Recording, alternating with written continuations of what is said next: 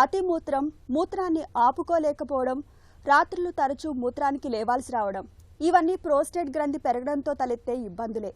పెరిగిన ప్రోస్టేట్కు ఒకప్పుడైతే పెద్దగా కోత పెట్టి సర్జరీ చేయడం మినహా మరో పరిష్కారం ఉండేది కాదు. ఇక రక్తస్రావం, రోజుల తరబడి ఆసుపత్రిలో ఉండాల్సి రావడం, ఇతరత్రా ఇన్ఫెక్షన్ల బెడద తప్పేది కాదు.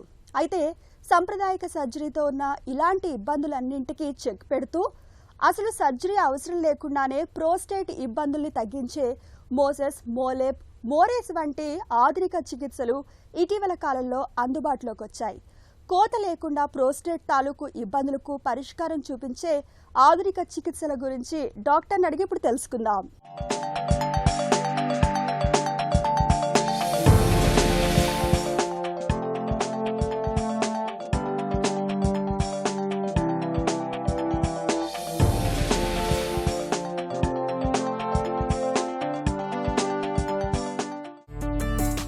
బీపీహెచ్ అంటే ఏంటి? యూజువల్గా అండి మగవారిలో వయసు పెరిగే కొందే అంటే 50 సంవత్సరాలు దాటినటువంటి మగవారికి ప్రాస్టేట్ ఎన్లార్జ్మెంట్ అనేటువంటిది సర్వసాధారణం. ఇది వయసుతో పాటు ఈ గ్రంథి అనేటువంటిది మగవారిలో పెరుగుతుంది. 50 సంవత్సరాల నుంచి స్టార్ట్ అయ్యి 60, 70, 75 సంవత్సరాల వరకు కూడా పెరిగే అవకాశం ఉంటుంది. ఇది ఒక నేచురల్ ప్రాసెస్. ఇది 2 రకాలుగా ఉంటుంది.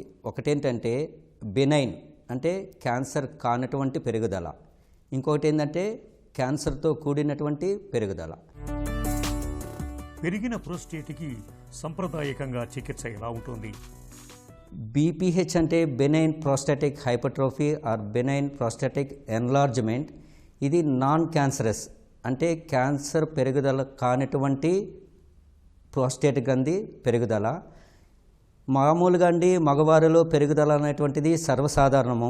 కానీ పెరుగుదల ఉంది కదా అనేటువంటి బేస్ చేసుకొని మనము ఆపరేషన్లు కానీ మెడికేషన్స్ కానీ సజెస్ట్ చేయకూడదు. ఎప్పుడైతే ఆ పెరుగుదల వలన సమస్యలు వస్తాయో, కాంప్లికేషన్స్ వస్తాయో అటువంటి సిచ్యువేషన్లోనే మనము మెడికల్ ట్రీట్మెంట్కి కానీ లేదా సర్జికల్ ట్రీట్మెంట్కి కానీ వెళ్ళవలసి వస్తుంది. బీపీహెచ్కి కొత్తగా వచ్చిన చికిత్సలేంటి? ఈ బెనైన్ ప్రోస్టాటిక్ ఎన్లార్జ్మెంట్ అంటే నాన్ క్యాన్సరస్. ఇది 50 సంవత్సరాలు దాటి 60, 70 వరకు నాన్ క్యాన్సరస్ వరకే ఉండే ఛాన్స్ ఉంటుంది. లెస్ ఛాన్స్ ఆఫ్ క్యాన్సర్ ఉండే అవకాశం ఉంటుంది. అదే 70 సంవత్సరాలు దాటినటువంటి వారిలో గాన ఏమన్నా ప్రోస్టేట్ సమస్యలు వచ్చినాయంటే తప్పకుండా మనం ప్రోస్టేట్ క్యాన్సర్ని రూల్ అవుట్ చేసుకోవాలి. మనం ఏదైనా సర్జరీకి వెళ్ళే ముందు కంపల్సరీగా డయాగ్నోసిస్ అనేటువంటిది ఇంపార్టెంట్. ఇందులో ఇప్పుడు మనము benign prostatic hypertrophy or benign prostatic enlargement అంటే క్యాన్సర్ కానటువంటి సమస్య. అదేవిధంగా ఆ ఆపరేషను బెనైన్ ప్రోస్టాటిక్ ఎన్లార్జ్మెంట్ వలన దానివలన వచ్చినటువంటి సమస్యలు ఎప్పుడైతే కంటిన్యూస్గా యూరిన్ ట్రాక్ట్ ఇన్ఫెక్షన్స్ వస్తాయో, లేదా స్టోన్స్ ఫామ్ అవుతాయి, లేదా బ్లాడర్కి కిడ్నీకి మధ్యలో ట్యూబ్స్ ఉంటాయి, అవి వాచడం వలన కిడ్నీ ఫెయిల్యూర్ అయ్యే ఛాన్స్ ఉంటాయి. అటువంటి కాంప్లికేషన్స్ వచ్చినప్పుడు మాత్రం కంపల్సరీగా మనం ఆపరేషన్ చేయాలి. అవి ట్రెడిషనల్గా small gland, medium gland enlargement ఉంటే ఎండోస్కోపీ ద్వారా transurethral resection of the prostate అనేటటువంటి టెక్నాలజీ చేసేవారు. That is the gold standard previously. దాని తర్వాత పెద్ద గ్లాండ్ ఉండింది అనుకోండి, ఓపెన్ సింపుల్ ప్రోస్టెక్టమీకి వెళ్ళేవాళ్ళు. ఇప్పుడు ఏంటంటే లేజర్ టెక్నాలజీ వచ్చింది. దిస్ లేజర్ టెక్నాలజీలో డిఫరెంట్ టైప్స్ ఆఫ్ లేజర్స్ వచ్చినాయి. Holmium laser, thulium laser and more advanced is Moses technology for holmium laser enucleation of the prostate. Moses technique అంటే ఏంటి? ఈ చికిత్సలో ఏం చేస్తారు? ఈ మోసెస్ టెక్నాలజీలో మెయిన్గా పల్స్ మోడలేషన్ టెక్నాలజీ ఉంటుంది. అంటే ఇక్కడ 2 బబుల్స్ వస్తాయి. ఒక బబుల్ ఏమో వాటర్ని సపరేట్ చేసుకుంటూ వెళ్తుంది, ఇంకొక బబుల్ ఏమో టార్గెట్ టిష్యూని టార్గెట్ చేస్తుంది డైరెక్ట్గా.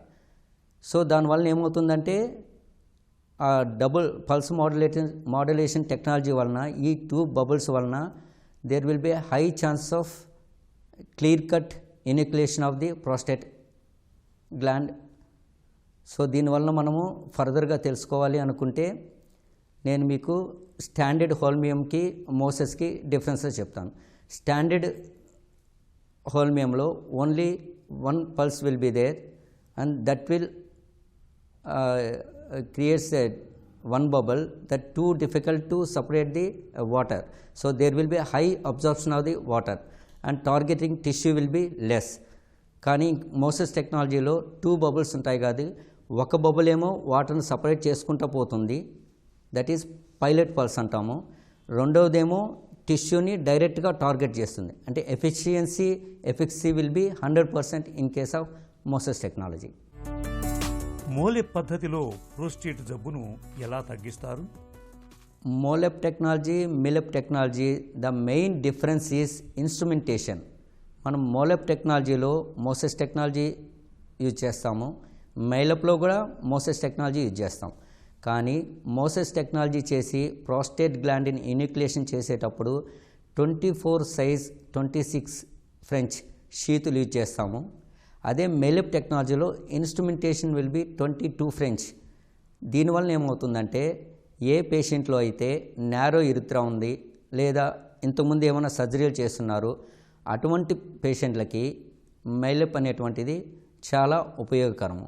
ఎందుకంటే అక్కడ యూరిథ్రాకి లెస్ ట్రామా ఉంటుంది, మెటల్ డైలిటేషన్ అవసరం లేదు, అనటామికల్ ఆఫ్ యూరిథ్రాని మనం ప్రిజర్వ్ చేయొచ్చు, స్ట్రెచ్చింగ్ ఎఫెక్ట్ అనేటువంటిది ఉండదు.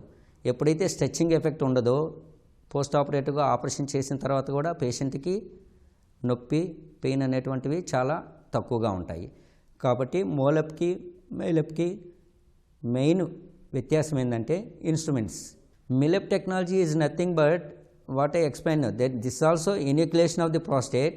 కానీ ఎవరిలో చేయాలి, ఎప్పుడు చేయాలి అనేటువంటిది చాలా ఇంపార్టెంట్.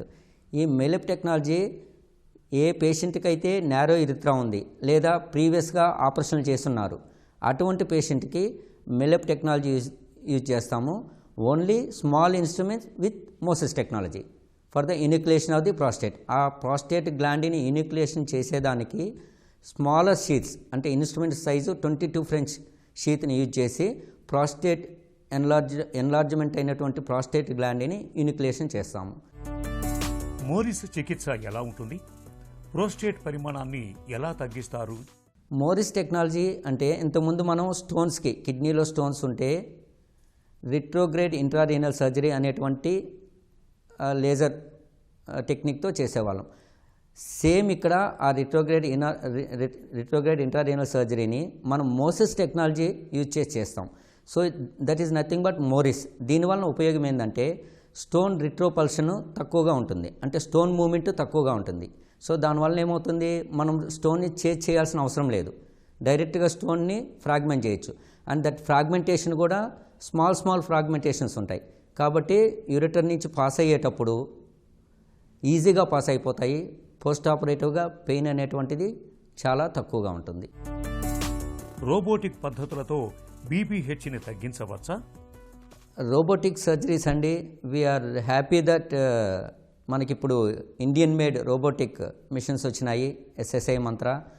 సో వీటి వలన ఏంటంటే మెయిన్గా యూరాలజీ, యూరో గైనకాలజీ, యూరో ఆంకాలజీలో అండ్ అదర్ ఆంకలాజికల్ ప్రొసీజర్స్లో మనం ఈ రోబోటిక్ విధానాన్ని ఉపయోగించవచ్చు. ఈ రోబోటిక్ విధానం వలన 3D విజన్ ఉంటుంది, డెప్త్ పర్సెప్షన్ ఉంటుంది అండ్ 360 degrees wrist మూమెంట్ ఉంటుంది. సో దీనివల్ల ఏమవుతుందంటే ఏమన్నా పెల్విక్ సర్జరీస్ చేయాలంటే డెప్త్ పర్సెప్షను, డెప్త్ విజువలైజేషను మంచిగా ఉంటుంది. Suturing technique will be good. Anastomosis, water tight anastomosis ఉంటుంది. రికరెన్స్ ఛాన్సెస్ అనేటువంటివి తక్కువగా ఉంటాయి. ఆధునిక వైద్యంలో సర్జరీలకు క్రమంగా కాలం చెల్లిపోతుంది. చర్మంపై పెద్దగా కోతలు, ఘాట్లను పెట్టడంతో పాటు రక్తస్రావం, ఇన్ఫెక్షన్లు, హాస్పిటల్లో ఎక్కువ రోజులు ఉండాల్సి రావడం వంటి ఇబ్బందులన్నింటికీ మోలెప్, మోరిస్ వంటి మినిమల్ ఇన్వేజివ్ పద్ధతులు చెక్ పెట్టేస్తున్నాయి. ప్రోస్టేట్ పెరిగినప్పుడు సర్జరీకి బదులుగా ఈ చికిత్సల్ని తీసుకోవడం అన్ని విధాలా మేలు.